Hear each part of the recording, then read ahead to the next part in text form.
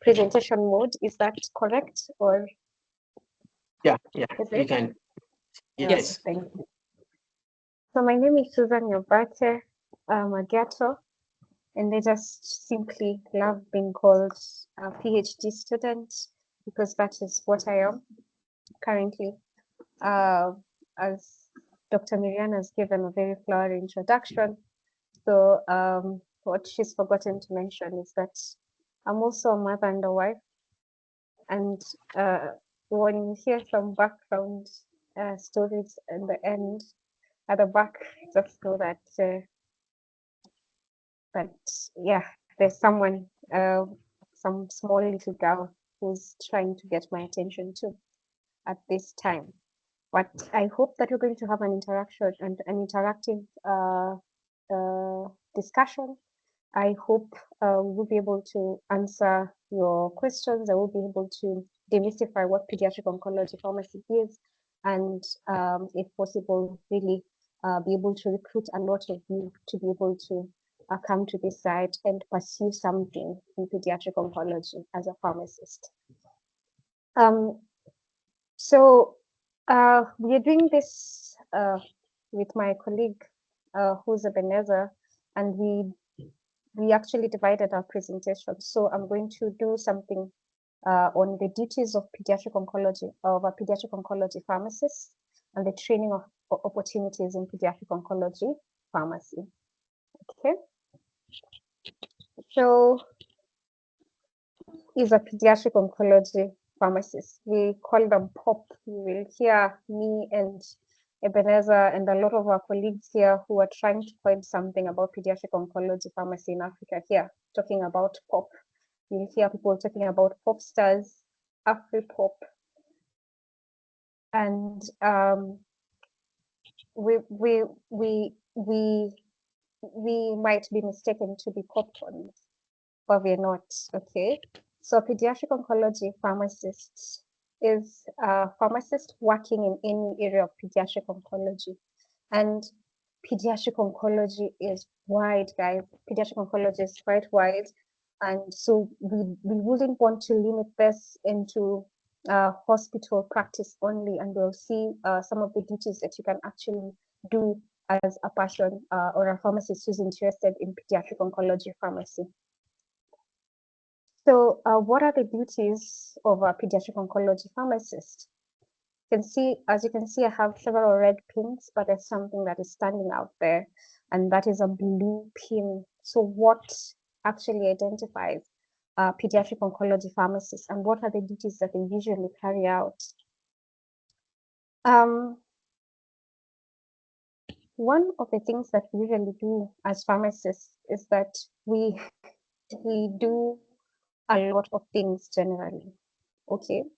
So we review patients as part of a multidisciplinary team, and that is core to the pediatric oncology pharmacist. Okay.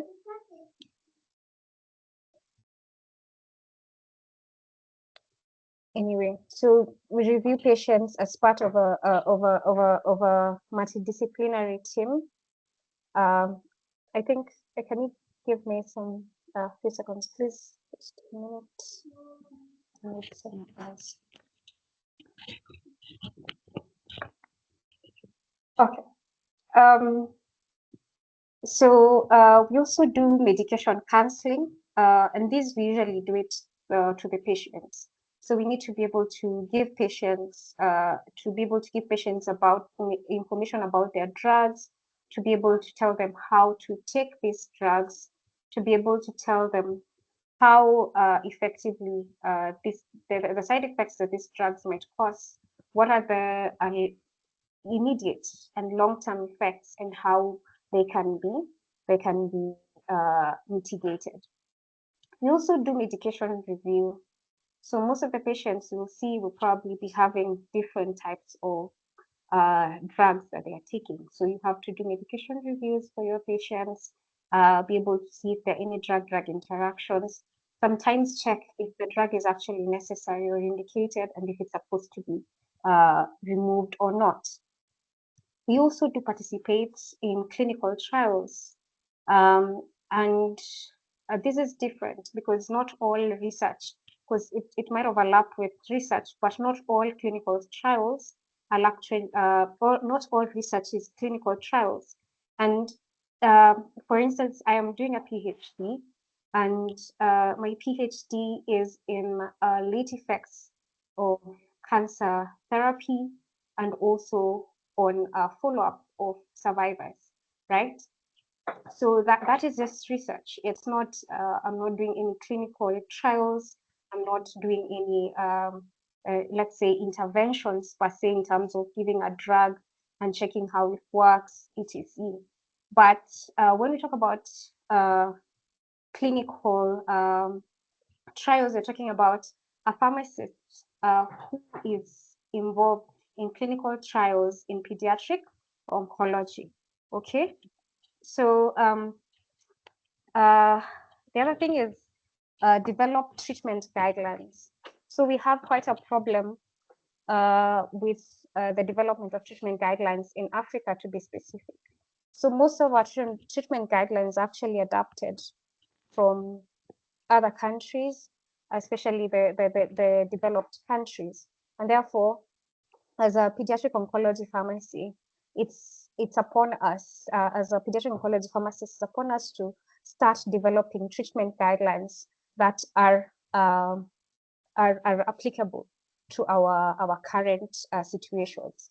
Okay, as we know, we have different pharmacogenomics. We have different genes as Africans, and even within Africans, there's actually research that is coming out that, for instance, when you look at CYP, there's a difference in the levels when you look for at a person who's in South Africa, when you look at a person who is in East Africa, when you look at a person who is in West Africa, when you look at a person who is in Central Africa, it seems like there's a difference. And so we need to start developing treatment guidelines that are appropriate to our setup, okay? Then there's also education and training. We need to do a lot of education and training to both healthcare providers, fellow healthcare providers, and also we also need to do a lot of education to students, okay, and to parents and to even our patients. Do a lot of education and training. As I say, pediatric oncology is very wide. We might not even be talking about drugs. Sometimes it's even psychosocial care of our patients. So we need to do a lot of training in that area. Okay, so education and training and a lot more. So there's also things that I've not put here, like regulatory affairs. Okay, we need people at every level at the Ministry of Education. For instance, I know that the pharmacist, the person who's heading survivorship, is actually a pharmacist and is at the Ministry of Education or of Health. Okay, so we are talking about even at policy level, what can you do? Okay, at a regulatory level, okay, what can you do in terms of pediatric oncology? Okay, when we're talking about insurance, NHIF as a country, for instance, in Kenya, we need pediatric oncology pharmacists who can be able to talk and be able to inform the Ministry of Health about the drugs that are supposed to be under the essential medicines list that are critical for our children who have pediatric oncology. People who are able to help us in terms of having these guidelines for the country, having all these policy papers for the country. So when you look at all these roles, they're very diverse, and I believe this is why pediatric oncology is very nice in terms of a PhD. Which role do you want to play? Which role? You can do a lot of, when you talk about PhD, you're really talking about research. If you're looking for training opportunities, you're really talking about research. So when you look at this slide, you can be able to see there are a lot of tools, okay? So you need to choose the correct tools in order for you to be able to inform what you want to be trained on, okay? So when you talk about PhD, for instance, in my case, A PhD is majorly, you're majorly talking about research. So which area do you want to focus on? So choose the correct tool and you're able to inform the training that you want. So what type of work do you want to do? What is your interest? And then from there, we can now say, so-and-so is interested in pharmacokinetic studies. So if this person is interested in pharmacokinetic studies, their PhD, they're going to spend 4 to 5 years of their life doing pharmacokinetic studies in pediatric oncology. This person is interested in quality of life, okay, of pediatric oncology patients, and they're going to spend the rest of 4 to 5 years and probably the rest of their life, because once you start doing something on pediatric oncology, I kid you not, you will not go back, okay? So you choose the correct tools and your interest will actually inform the type of PhD you're going to do under pediatric oncology. So after you've decided this is what I want to do, so what are the training opportunities in pediatric oncology? So you've decided I want to be able to be really good at medication reviews. I want to have an idea of what pediatric oncology pharmacy is. So one of the things you can do is go for the on-the-job training. Go to a place where there's a robust pediatric oncology pharmacy the thing going on. Also, just where there's a pediatric oncology center. We know we don't have as many, right? We have one in KUTRH, we have one in Moi, and we have one in KNH. Then you go and be there and serve those children and do these medication reviews day in, day out. So that's the on-the-job training that I'm talking about, just exposing yourself to this pediatric oncology pharmacy setup.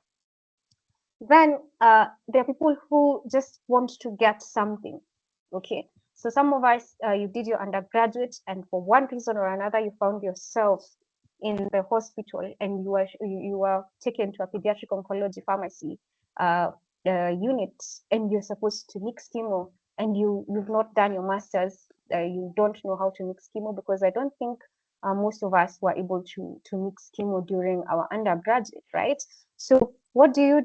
You can do some certificates or short trainings. So that's something you can also do apart from the on-the-job training.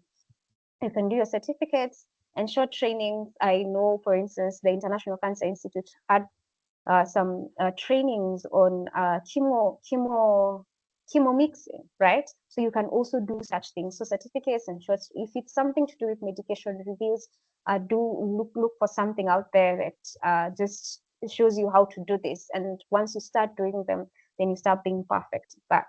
Then there's residencies. We don't have residencies currently in our country, but these opportunities are out there in the US, UK, Canada, Australia. There are a lot of residencies available for training in pediatric oncology pharmacy. Okay, so you can be able, because these are places where pediatric oncology pharmacy is actually recognized, and people actually are able to specialize in this area. The other option is to do a master's, right? So there are master's opportunities currently not quite available, but you can do. I did a master's in clinical pharmacy, and my minor was in oncology. Okay, I did a bit of pediatric oncology, like in terms of going to the pediatric wards, cancer wards, being able to do medication reviews for pediatric patients, etc. So a master's will expose you to some of these things. So this is something you can be able to look out for. So a master's in clinical pharmacy can actually do that. Or lately, I've seen a master's in oncology at Kabarak University. Okay, so those are things that can actually expose you to some of these specialties. Then you can also do PhDs, as I'm doing. So I finished my master's and looked for a PhD opportunity, found a PhD opportunity in pediatric oncology, and I was able to register and currently doing something in pediatric oncology, that is late effects of cancer treatment and survivorship. So you can also do that, okay? So with all this interest in pediatric oncology, again, what is now your takeout? Why do you want to do pediatric oncology? Is it one for recognition? Is it for money? Why do you want to do it? And most people will never tell you, will never be honest with this. People will tell you, I just want to do pediatric oncology because I love taking care of children, etc. But why do you want to specialize? Why do you want to become a specialist in pediatric oncology? Some people want to become a specialist in pediatric oncology because they want to go ahead to actually be promoted at work. Yeah, remuneration. They want to start being paid better, right?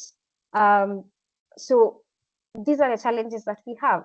So currently, even the recognition of being just a specialist pharmacist in most countries in Africa is not there. So it doesn't matter how far you go in terms of your training, you always come back, and what do? You end up dispensing, you end up doing some other things. So recognition, do we have, we need something like from either PPB or regulatory bodies showing that pediatric oncology pharmacy is a specialty of or pharmacy. There's a specialty of pharmacy called pediatric oncology pharmacy. Okay, we want our jobs to actually pay us for this training, for these specialties, for these skills that we have now gained. So remuneration. So do we want to be paid more? Okay, but this is something that is not usually very clear. We know that for instance, we know that a medical officer, once they go for their masters, this is what they move forward in terms of job group. They get the better remuneration. They can open a clinic and run it. You see, they can be able to. So their path is a bit clearer. But for us, with all this knowledge, exactly, there's no clear framework on what you can do in terms of maybe opening a clinic and running something of the sort. Being able to be paid for actually getting all this knowledge and skills is something that is still a problem and is still not being quantified in Africa. Okay, then the other major reason is that the challenge is that there's scarce opportunities on the continent. I kid you not, there's very scarce opportunities on the continent, but I am happy that people like Ebenezer will talk about some of the nice opportunities that they have in their country. Okay, so there are no opportunities in the country in terms of, let's say, a master's, in terms of courses, so that we have very few, and currently I think it's only Ghana and Egypt that have something that's something that is about pediatric oncology pharmacy, and it's recognized. Okay, so Ebenezer will talk about that, but there are very scarce opportunities. And even then, you see what I'm talking about in terms of pediatric oncology. I'm saying if you want to really gain something out of pediatric oncology pharmacy, you have to jump on a plane and go to where? To Ghana and spend some time there. And I don't know the restrictions for you as a Kenyan pharmacist to go there and gain this knowledge of being a fellow of pediatric oncology pharmacy. So there's really scarce opportunities on the continent, but we are actually looking for a solution. We are creating solutions as a team from the SIOP Africa Pediatric Oncology Pharmacy group. We have actually been able to put up a team of experts, and we're coming up with a pediatric oncology pharmacy curriculum, okay, which we hope will be rolled out very soon. And some of you might actually be able to join in, okay? But we'll still face the same challenges of recognition and remuneration. So these are the challenges currently that you face once you decide to super specialize as a pharmacist in something. So I think that is the end of my presentation. I want Ebenezer to take over. Thank you.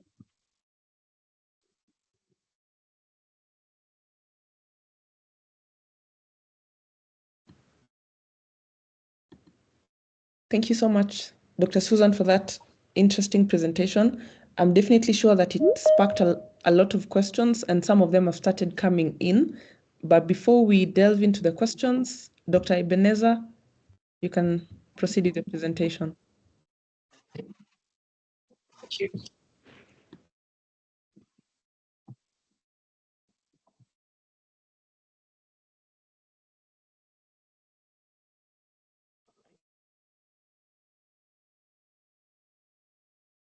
Can you see my screen, please?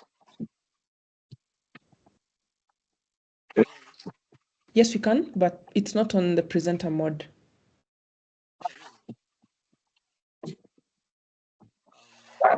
Seeing that it's on presenter mode from my side.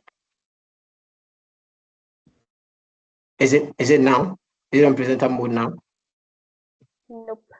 Let me try again. Okay. Let me share.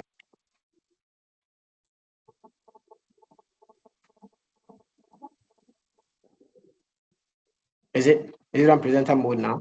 Is it showing? Hello, please, can you hear me? Yes, we can hear you. It's not showing yet, Ebenezer. It's not showing yet. Oh, Yeah. it should show because I see it from my side. Presenter mode activated or still? No, not possible. Okay, then please share for me. Please share for me. Because, Okay, you've sent it on WhatsApp? yes. Okay, so let me So do that for you.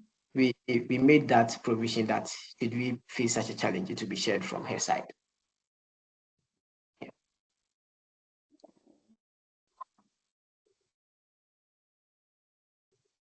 Can you send it to WhatsApp? Yeah, she sent it to me via email. So it's So is it, send it to email. Send it to my email then. okay. Did you send it to me? Okay.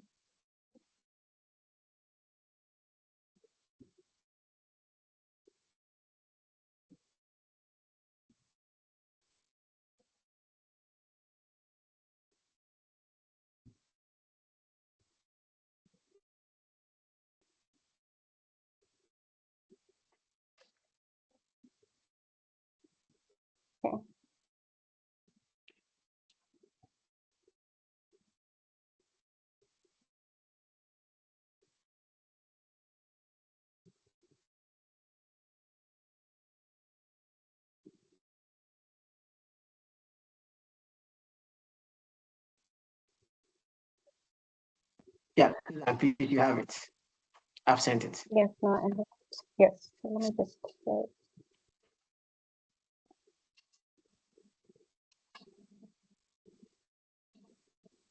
Yeah, right. yeah. Thank you. Yes. So my name is Ebenezer Wiafe, and I'm in Ghana as a pharmacist, and I would say a teacher. I like to use the name teacher, I mean the title teacher, than to use a lecturer. And then Susan is my colleague. So here we are talking about the PhD journey, but in actual fact, Susan is almost done with hers, and I finished mine this year, graduated on the 6th of May. So what we will actually be doing, or what we're actually doing today is, talking to you about your journey. So we want you to see the journey as yours and not ours. Please, the next slide. Yes. So I have no conflict of interest as usual. Okay. So this is our usual spotlight. So at the end of the presentation, we should.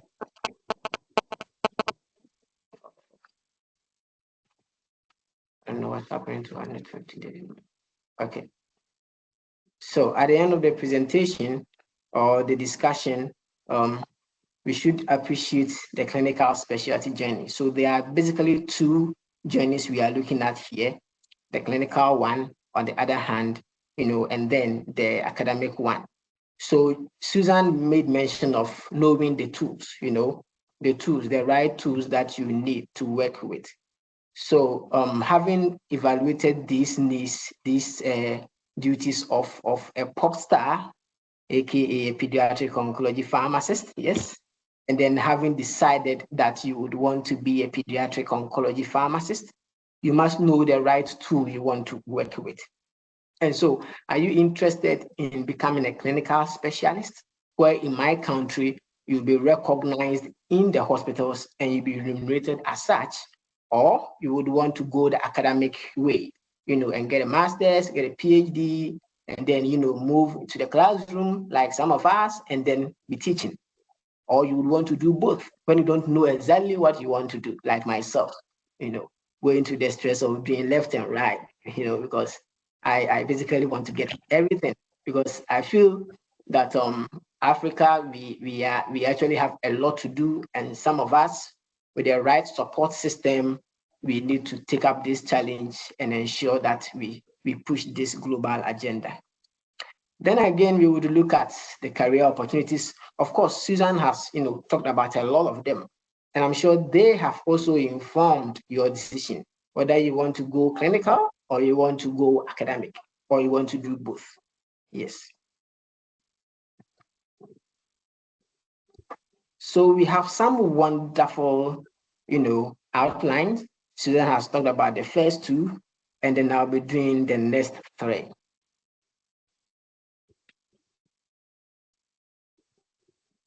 Yeah. So how do you even become a specialist? How do you specialize? If you want to move into somebody's house, you must first know where the door is, or you must know where the gate is. And there will definitely be a gatekeeper.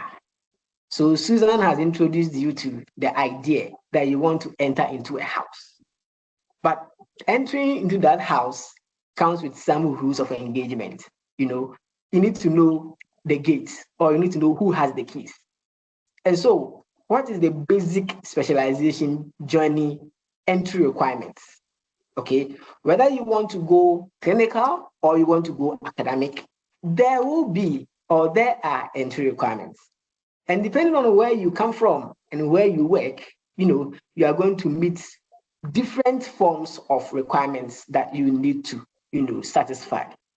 And so, first of all, as a pharmacist, you have to have a basic degree in pharmacy. So in my country, for instance, we used to have the bachelor's of pharmacy, which of now we scraped it off. So it's only a doctor of pharmacy that you are going to, have. And you could also come to the country and then get registered with Master of Pharmacy. So I happen to be fortunate to be the second batch of the Doctor of Pharmacy pharmacist in the country. And so after getting your first degree, obviously you have to be registered. And when you register, that's not all. You must be in good standing. Okay. And there are other requirements pertaining to where you come from or the country you practice in. And it's imperative that we know this before we know how to, whether you are going to the left or the right. And it's so important that we touch on this, because I believe we have younger generation with us. Younger generation, I mean students who are here and they are listening to us. And so they need to understand that this is the basic, and they need to work hard to cross this and develop the interest with the guidance, Susan provided. Susan, please, the next. Yes. So what is the roadmap? Susan has managed to maybe convince you to look at the clinical, and so you want to be a clinical person. So how do you become a clinical person? Okay, if you are not practicing in the hospital, okay, if you are not providing clinical duties, then why do you want to be a clinical specialist? Why do you want to be a pop star in the hospital? You should first of all have that space to practice as a pop star, and then you have to be able to provide pharmaceutical services, pediatric oncology pharmaceutical services, which at PSYOP, they're working for pharmacy, we love to call it a pharmaceutical services. So you need to have that affiliation to a hospital that provides these services. Then you need to secure an approval. Let's not forget that Susan made mention of recognition, remuneration. You can't go to school and then you come and there are no financial returns. The money that was spent, you have to recoup, one way or the other. Okay, you have to recoup. And so, and let's not forget, as pharmacists, we always spend on medications. We always buy medications for patients. So recouping doesn't really mean, everything is going to your pocket. Some are actually going into community service. So we need the approval of, whoever employed us, okay, to be able to enroll in a college. So for college, again, Susan mentioned, this year, from last year, when we started working on a project developing a curriculum for Africa, where we have termed the AfriPop curriculum, which is the Pediatric Oncology Pharmacy curriculum for Africa. We did some, surveys trying to find out, the programs available, and you remember that Susan mentioned Ghana and then Egypt. And in West Africa, the West African sub-region, we also have the West African Postgraduate College of Pharmacists. Then in Ghana, we have the Ghana College of Pharmacists. So these two are backed by law, that you go there and you come and you are recognized, promoted, and remunerated as such. You don't really need to go through a whole lot of stress to get that recognition. And so I would encourage our bosses here, those who are into policy formulation, stakeholders, to also engage so that we would find a way to standardize these things. As PSYOP Africa is working on, we would need your help, in standardizing these so that it can, you can throw it.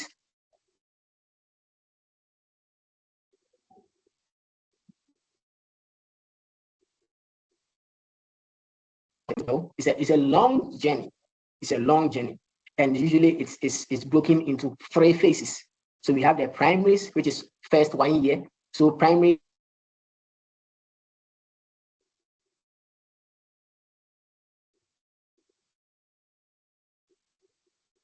to start your actual clinical specialist journey. Okay, so you are primed. And how will the college prime you? They expose you, or they give you a rick.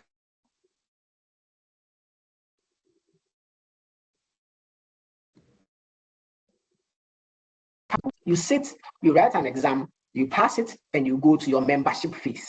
Okay, your membership fees, that is the name the Ghana College of Pharmacists gives to that fees.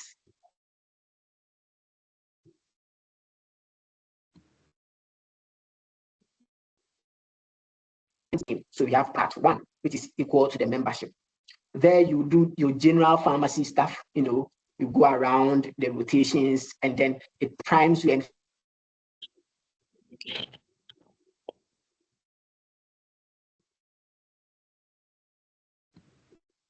physics, exam, projects.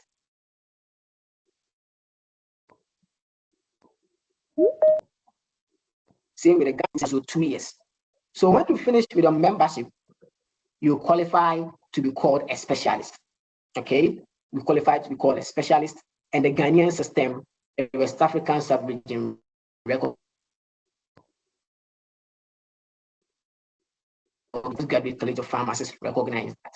Okay, then you move to do your fellowship. You finish and you are a senior specialist. Okay, so after then you work for some years, help in the training and mentorship of other pharmacists who want to specialize. You do enough research, you are evaluated, assessed, and you are promoted to a consultant. So in Ghana, we previously had only one pediatric oncology pharmacist in the person of Dr. Paul Obeng, and he remained for so many years, So he has to, talk to some of us. Come and join me. The work there's a lot of opportunities here. So come and join. That's how I ended up, deciding to go to the West African Postgraduate College again to start my journey in pediatric oncology pharmacy under his mentorship. Okay, so he is almost due for consultants, and very soon Ghana will record the first consultants and pediatric oncology pharmacy. The College of Pharmacists, we have also trained 3 who graduated this year. So now Ghana has 4. I don't know about the other countries. And when we were preparing for PSYOP Africa conference, we did the survey and the figures were not encouraging. So we have a major challenge as Africans to ensure that we close this gap. Yeah. So you have decided to also, you probably decided to look at academic one, okay, which Susan, my sister Susan, threw some light on. So you could get different forms depending on where you are coming from. All right, you could get an MSc, okay, but all these academic, qualifications do exist. But the challenge is on our African continent. Do we have it such that you get a certificate and you see pediatric oncology on it? Do you get a certificate where you will see a PhD in pharmacy practice with pediatric oncology, boldly written on it, as you would get with the specialist colleges? Obviously, no, because if it was available even in Kenya, I'm sure Susan would have done it long ago. And she wouldn't have to be working all the way from Kenya to Amsterdam, moving up and down, managing family, academic duties, and all of that. So it's really a concern that we have to address. Okay, it's a concern that we have to address. So today I had a chat with a junior colleague, and I posted a flyer on Master of Public Health. And my junior colleague says, well, I want to. I said, I thought you were doing masters. He says, yeah, I'm doing an MSc. I said, why don't you go for a PhD instead? Then he says, I want a PhD with funding. So you see, that is also one major challenge we have on our continent, funding. So we have some of our, our mentors, our bosses who have gone ahead and have gone through all the stress to build the system for us, pushing and motivating us. There again, we have a roadblock, funding. So how do you go? How do you go around that? How do you go around the funding? And that's the challenge. So the programs are not really available. I mean, the academic ones and even the clinical ones are not widespread on the African continent. And if you decide to even go that way, whether clinical or academic, then you have a roadblock, funding. If you decide to combine the two, like I'm doing, then it's going to be stressful, and then you are really going to struggle, financially. Okay. So we have all these academic qualifications here, but on our continent, we do not have them such that you graduate and you are recognized as a pediatric oncology, pharmacist or a specialist or a consultant, unless you start your academic journey, okay, academic journey where you are a lecturer, like Susan and myself. Then you get to grow to become a professor in pediatric oncology. You become a professor in pediatric oncology. Look at the number of years it's going to take you. So at PSYOP Africa, the team I belong to with Susan, we are working so hard to ensure that we get that blended, certification, such that you are able to do it and then get a master's if you want to be just a specialist and not go higher up to super specialized to become a senior specialist consultant. You can have a master's, okay, running with very robust clinical exposure that would also make you a specialist. So you can have these two, such that if you decided to go the clinical, pathway, and you got that clinical certificate and you develop interest in moving to the university, you don't get any roadblock, because most of the universities will be asking for academic qualification. There again, they need those with a clinical experience to teach. Okay, they need those with a clinical experience to provide the clinical teaching.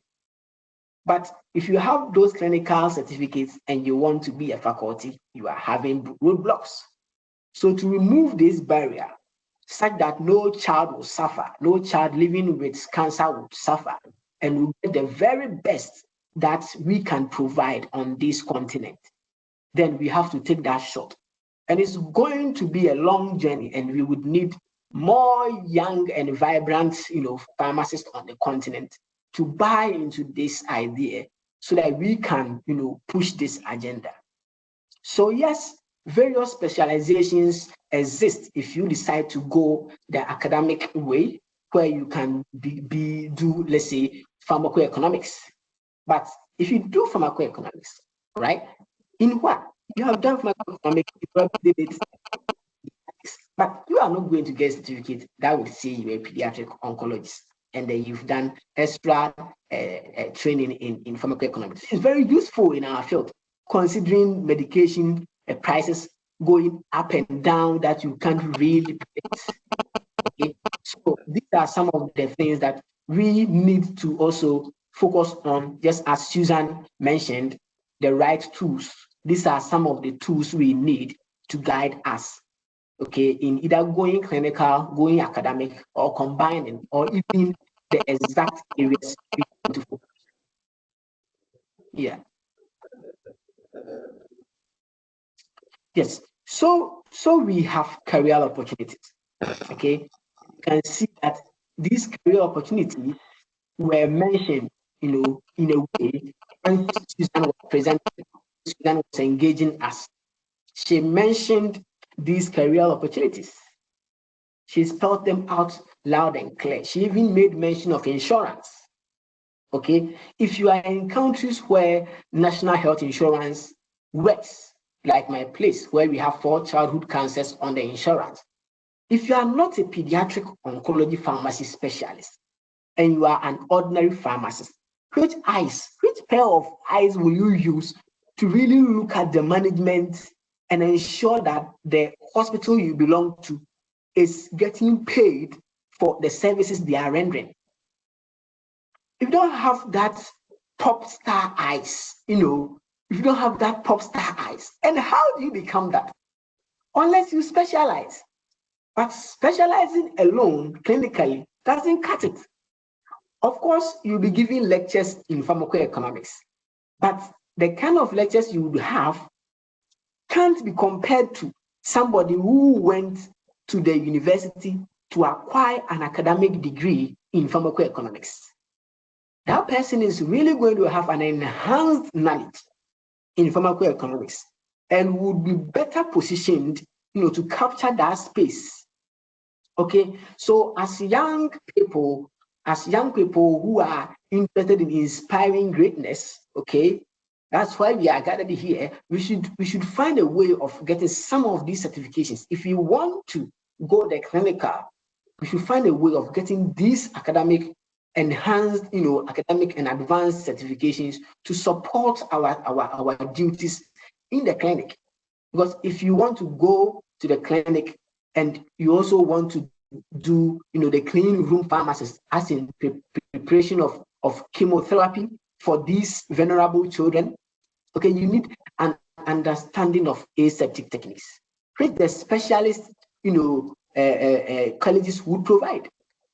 Okay, the specialist colleges will provide that. So under the mentorship of Dr. Paul Obin, he is into all things, advanced. I've had a lot of on-the-job training in that field. He still needs to revamp me and ensure that I'm top-notch, so that I can confidently call myself, a pediatric oncology pharmacy specialist, or even a consultant in future. So these are some of the things we really need to look at. Institutional pharmacist is also a career path. But if you are not that specialist, if you don't specialize clinically, okay, you can do all the certification programs available. Like I have, you could see that my profile has ECBA, it's Executive Certificate in Business Administration. I sat down and I realized, hey, I'm a pharmacist, but what do I know about management? Do I know anything about business administration? Because pharmacy is also a business. Okay, you'll be working with medications, and then these medications, you'll be doing buying and selling. You buy, and then they are sold in the facility. You are not selling and putting in your pocket, but you need an understanding of the business terrain. And so we need to be advised, we need to be guided on the kind of combinations we have to do. Okay, you could also look at a career path in clinical trials. Okay, where you become a clinical trial pharmacist, and over there you'll be using a lot of protocol and SOP development skills.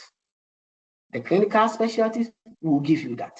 Okay, so it's important that let's not forget, we had issues with method-resist shortages. Without a robust, procurement and supply chain system, how do we go about that? And if you're not a specialist, you will not even see, the consumption and what they are even being used for. Okay, so please, let's be advised and then be guided. So there's also academic career opportunities. Okay, so for academic and other opportunities, you may decide to join the university, like myself, where you could also strategically position yourself such that you will be affiliated to a hospital and you will get to teach in the university and also provide clinical services in the hospital. Okay. Please, the university and the teaching hospital, they have an MOU that allows faculty who have clinical skills and are able to deliver these clinical duties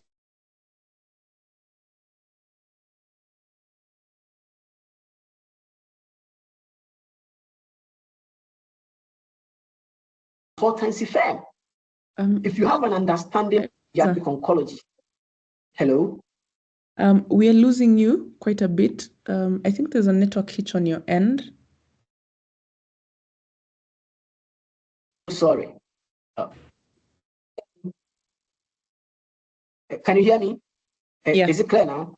Yeah, we can hear you now. It's better. All right. Yeah. Thank you.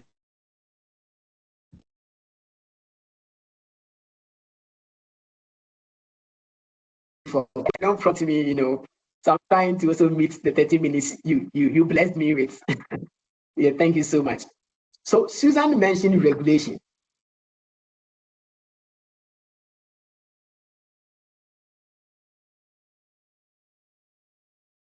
We're losing you. The area where, okay.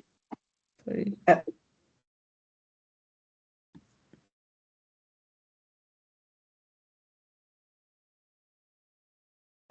Network today. Hello, can you hear me? Yeah, we can hear you now. Is it loud? Yes.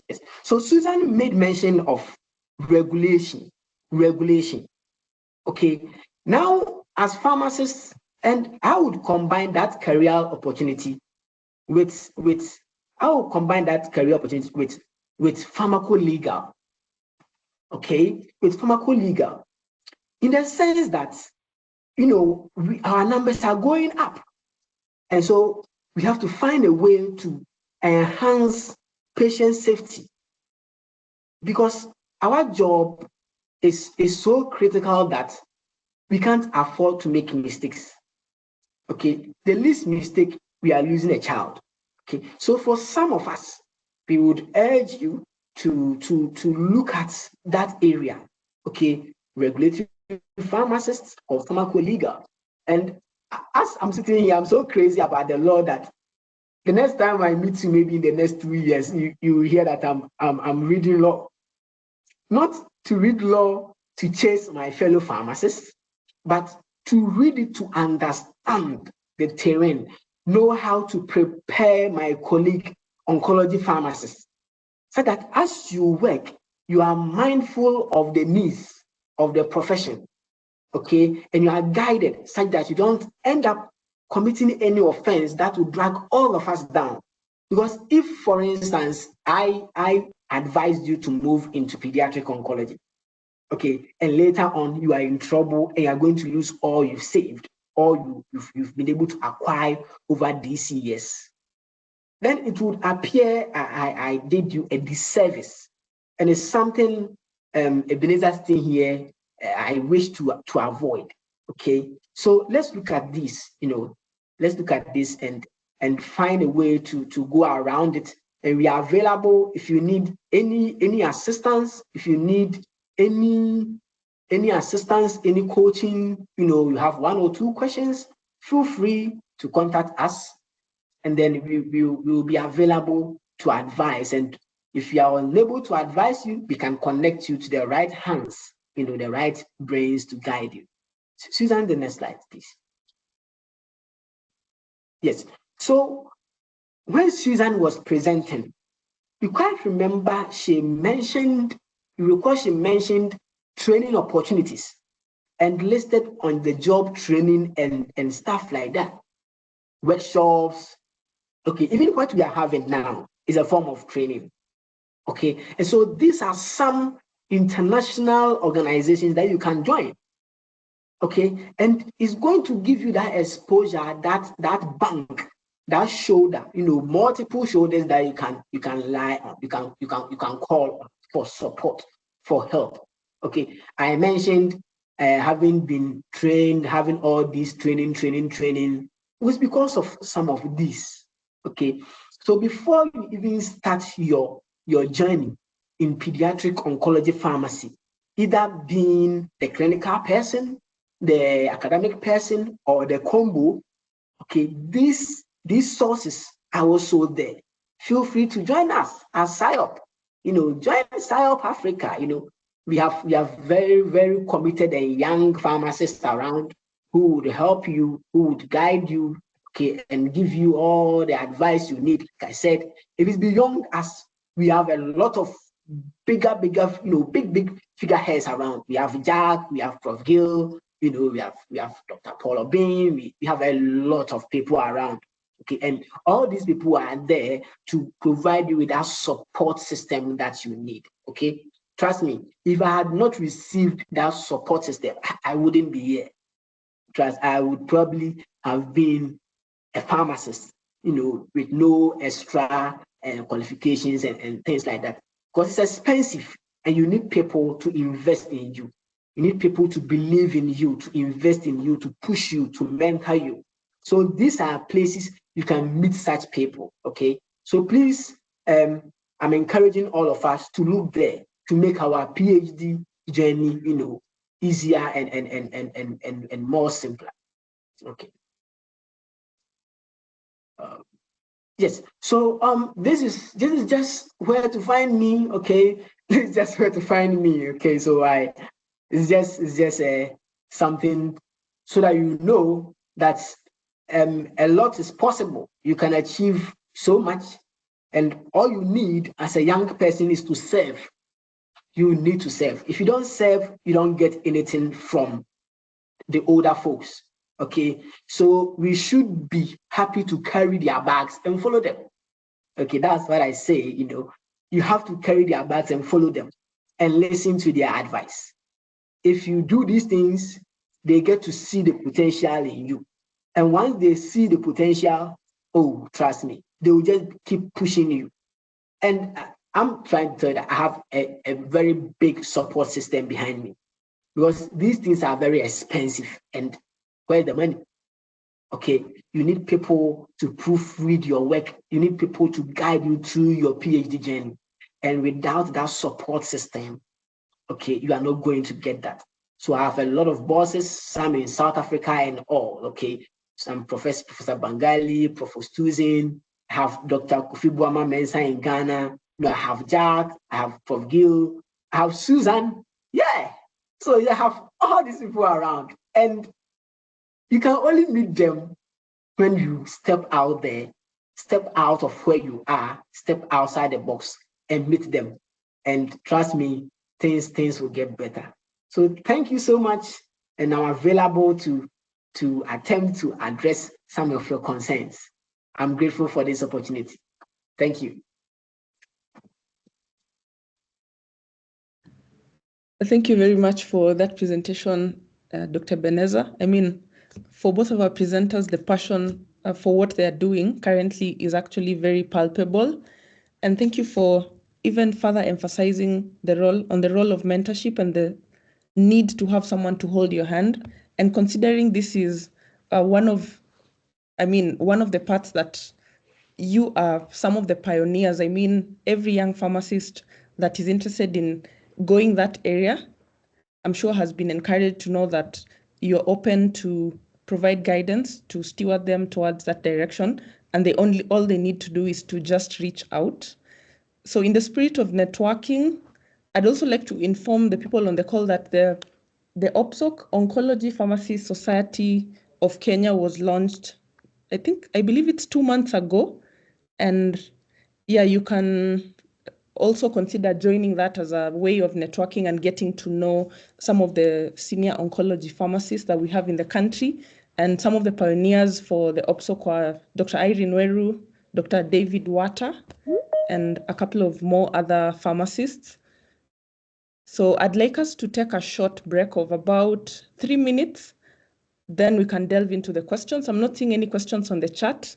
Please feel free to submit your questions. But then after the 3 minutes, I would also just invite you to ask your questions so that we can also just have some few interactions before the top of the hour, as we intend to conclude by then. I will also share in the chat the LinkedIn, Dr. Wiafe's and Dr. Susan's LinkedIn. Feel free to also just connect with them, see what they're doing, see what they're all about. You can also send them a direct message, but they're also happy to share with you their emails towards the end of the presentation, or you can also network with them. So thank you very much. The 3 minutes start now. Yeah, see you then.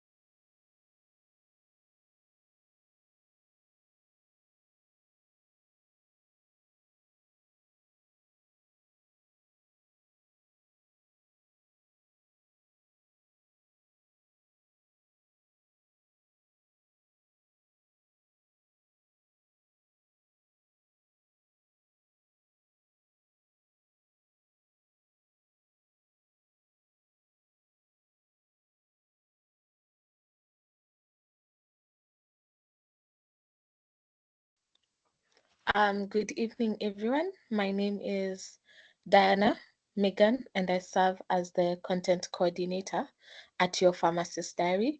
And I would like to engage us briefly for a short icebreaker, whereby I'm kindly urging everyone to take a minute to just participate. I would like to ask us to share in the chat our motivation for joining this webinar, like what drew you to actually sign up, register, and attend this meeting today?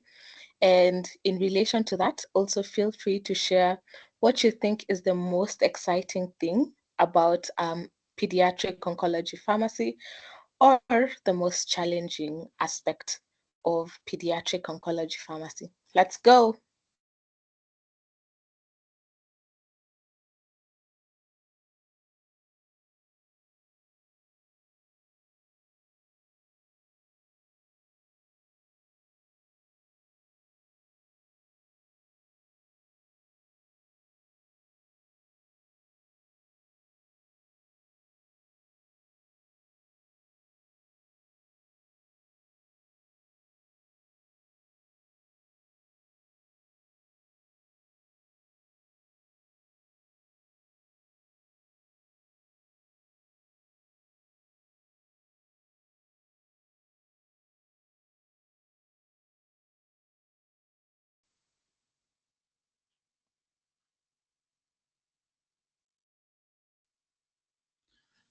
Good evening. Can you hear me?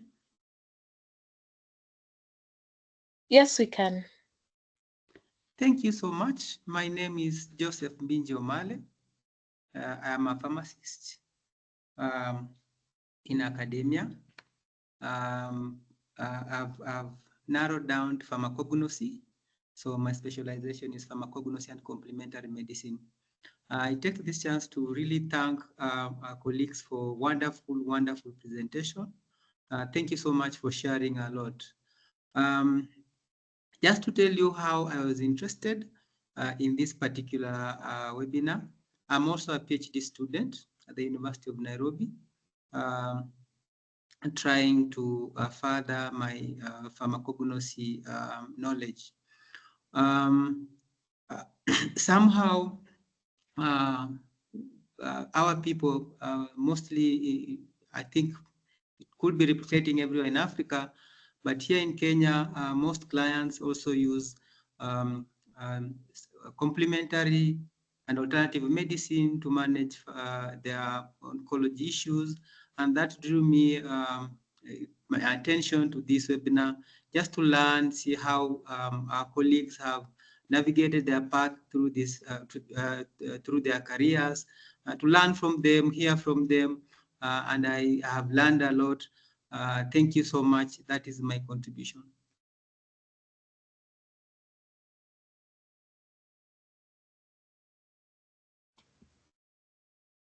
Thank you, Dr. Mpinji. I believe our 3 minutes are up. Please feel free to continue sharing in the chat why you joined the webinar. I can see Dr. Weru has responded by saying she joined the webinar to listen in to both speakers and their journeys are inspirational, which I do agree. So we'll delve right into the questions. So the very first question to our panelists comes from Ruth, and the question is, how did you guys decide that pediatric oncology was the best direction for you? And did you have it as a goal right from the degree years? And I'd like Dr. Susan to respond first, then Dr. Ebenezer can follow. Thank you.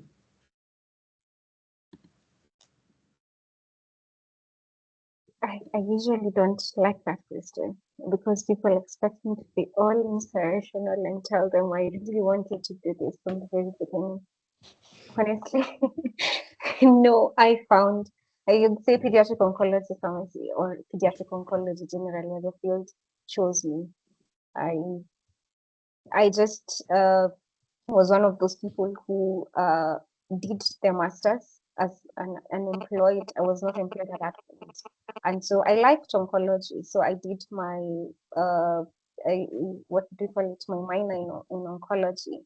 Did a project in oncology. Yeah, finished, and then I just decided. I was one of those people. If you ask any of my masters classmates, will tell you I was one of those people who said they can never go back for a PhD. But I don't know. I'm a very curious person, and I will say I'm very curious. So we were being told we need to come back for PhDs. That is what our teachers were telling us, and so I decided, okay, let me apply for a PhD position. I knew I wasn't going to get it, but I just wanted to see what, because I didn't have a paper, I didn't have any publication. I was very green, so I just wanted to see what happens when you apply for a PhD. How do they conduct their interviews? What do I need? And so I applied, and the rest is history. I'm here. Yeah. Thank you, Dr. Susan. Dr. Ebenezer?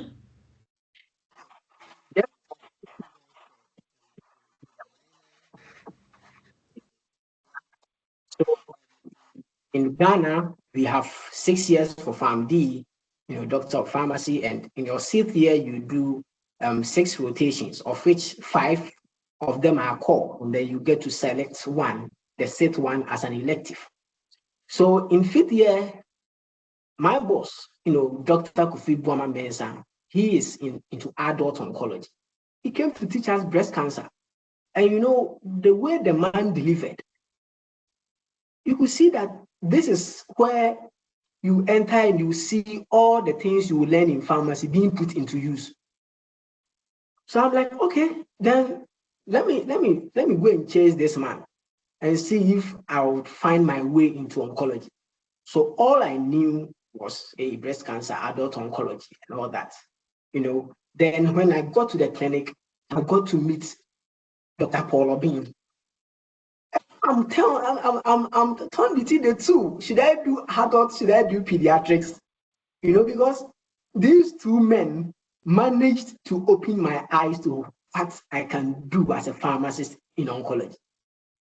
And so for me, I always make mention of mentorship and, talking to people and being open such that people can easily approach you and share plans with you. So that's how I got into oncology in particular, through the adult path. But when I found myself in a facility doing both adult and pediatrics, I needed further training in pediatrics, because the pediatrics one is a different ball game. It's not like adult where somebody will say pediatric doses, smaller doses, and you need to handle them with care and all that. Then I met World Child Cancer, who gave me extra training through the Ghana College of Pharmacists. And I entered into pediatrics. I got so interested.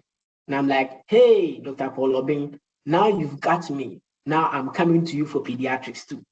So that's my story, how I ended up, being in two colleges, doing adult left and doing pediatrics right. So that's my story. That's my gateway to oncology. Thank you. Thank you so much, Dr. Ebenezer. Thank you. There's a comment from Dr. Weru, and she says, I'll just read it verbatim. Pediatric oncology is interesting as one can make a difference, not just for the patient, but the family and community.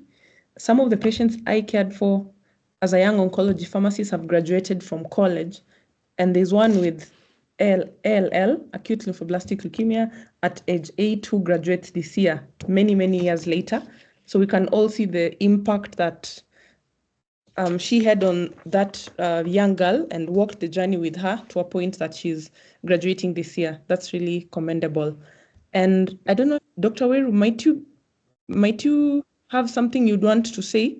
And maybe perhaps you can just comment on even the OPSOC as we still filter through some of the questions. Sorry.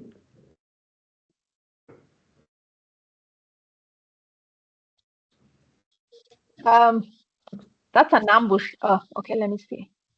Sorry that.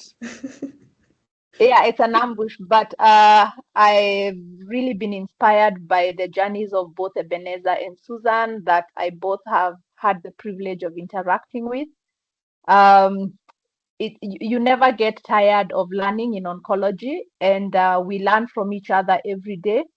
So thanks, Marianne, for organizing this, and thanks, Ebenezer and Susan, for sharing your journeys. I think we need more hands on deck, whether we are talking about pharmacists coming into pediatric oncology or adult oncology. There's lots and lots of opportunities for as many pharmacists as can join in. So really inspirational. For us in Kenya, it's taken a long time coming to have a specific society for the oncology pharmacists. And we now have an oncology pharmacy society in Kenya. We were challenged by our colleagues in Ghana and Nigeria to form this society. They've had their societies for a long time. So we now have our oncology pharmacist society of Kenya. And it is registered by the Registrar of Societies, and we will be reaching out to Here, we join curator Jill Lloyd and her assistant. Like Ebenezer mentioned, we now have free membership to join International Society of Oncology Pharmacy Practitioners. I was really happy to see Ebenezer share that on his slides. I am privileged to be the secretary, and my term comes to an end at the next AGM in April of 2025. And we've had a lot of pharmacists from Africa joining ISOP this year, but we still have quite a big proportion of the West Africa region and a bit of Central Africa without representation. We have a global leaders meeting with representation from all countries across the world that meets every 3 months. So if your country is not represented, please reach out and we can link you up and you can give us a representative from your country. So really happy to see where oncology pharmacy is going to in Africa. And I'm truly, truly inspired and challenged by the two presenters today. Thank you so much. And thanks, Marianne.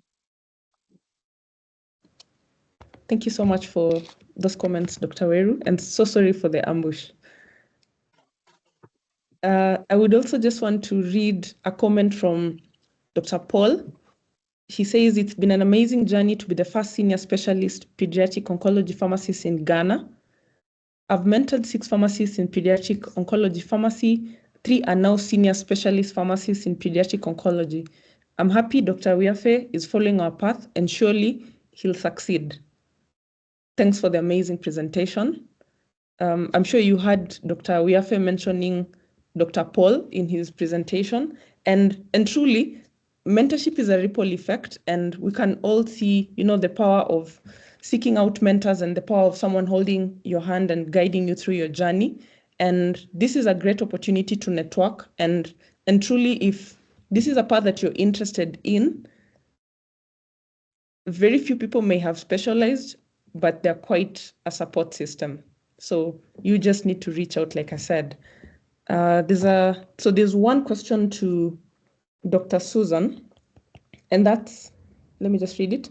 So initially in her journey from between master's and PhD, she was initially in medication therapy management as an anticoagulation pharmacist for a short stint. So the question is, are you still considering this pathway of MTM as you once did? Now that you're a POP? Yeah. Yeah, very good question. Yeah. It's usually, my journey is very, very, I know Marianne has known me from when I was a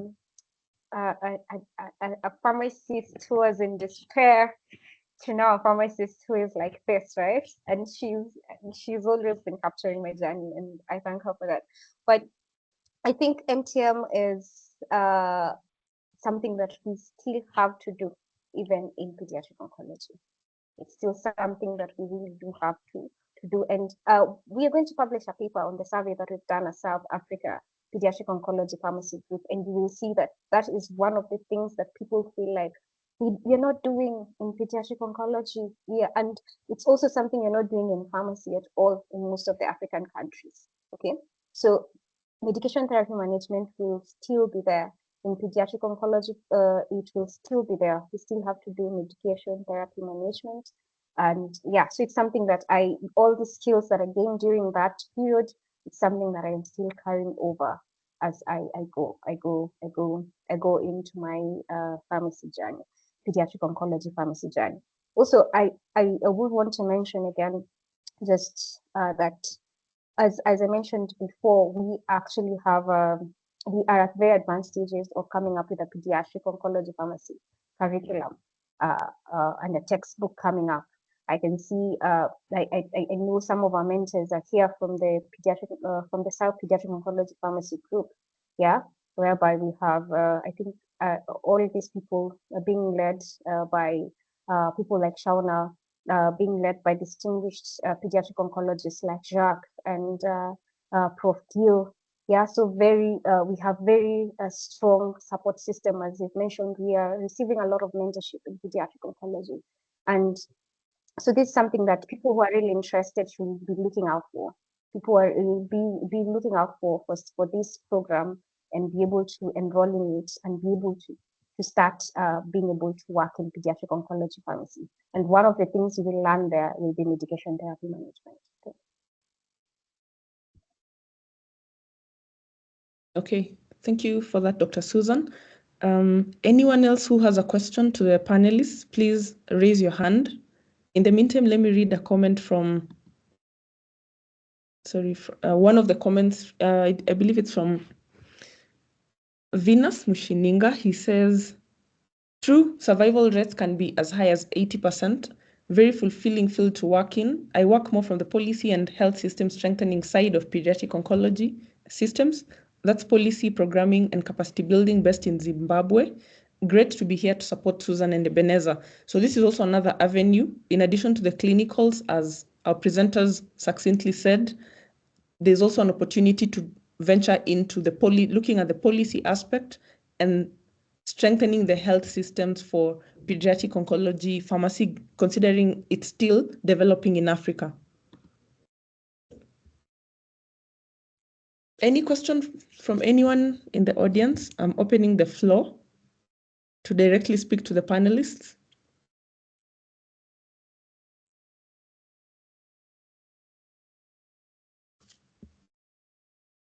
Thank you, Ramatu, for the comment. Okay, going once. I think I'll give a minute. I'll wait for a minute because I would want us to conclude at the top of the hour.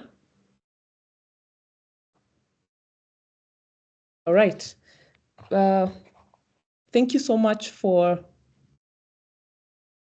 staying since the start of the presentation to this time, to our audience. And to our presenters, thank you very, very much for taking the time to prepare for the presentations, to make the presentations, to address the questions that have been raised. We believe that this is just one of the webinars for the series of pediatric oncology pharmacy that we will be doing, and we shall keep you posted as we prepare even for the next. I believe we'll also have an opportunity to look at what is the role of policy and health system strengthening in just advancing pediatric oncology in Africa, amongst other things. So as we are still brainstorming on the possibilities of making this quite a series. So stay tuned for the same. There being no other business. And someone just raised their hand. Yes, Joseph, I don't want to lock you out. Just unmute and speak kindly. Yes, Merihan, I think I'm the one. This is Dr. Kadare. Okay. I want to applaud the speakers. This is one of the greatest and memorable and historical presentation as far as pharmacy profession and practice is concerned. It's my first and very exciting presentation that I've encountered the entire of my period of practice. I want to applaud the presenter. This is fantastic. This is wonderful. And Mary, this is the direction that we need to take, actually, as Africa. I'm currently doing research on medication therapy management in oncology patients here in Kenya. And I think as the presenters, our colleagues have just mentioned, it is an area that the pharmacists actually need to be empowered. And there's a lot of gaps, especially when we are talking about pediatric oncology. When we walk in the world, we realize this is actually the branch of oncology where we really need as many pharmacists as possible who are able to guide on medication. And actually, at the aspect of risk management models after chemotherapy in pediatrics, what are the risk management models? And the only people who can help the consultant, the specialist, it is the pharmacist specialist in oncology. And I'm sure if we take this direction, then we are able to save Africa. We're able to bring value to the healthcare chain, especially at the primary care level.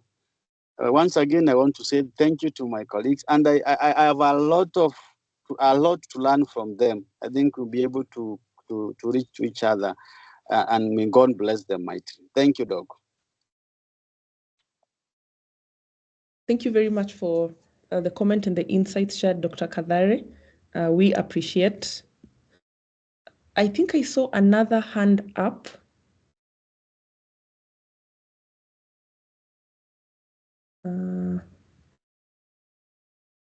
Okay, I cannot seem to trace it. It was Ndungu Wangeshi.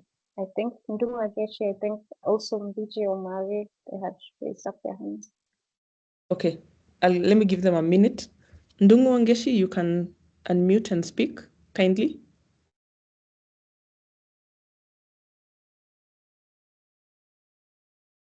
Okay. 𝗣𝗲𝗱𝗃𝗃, please go. Just unmute and speak.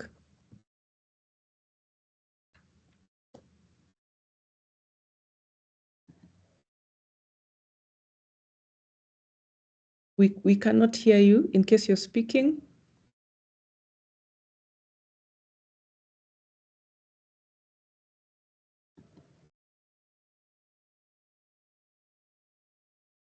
Okay, let me see.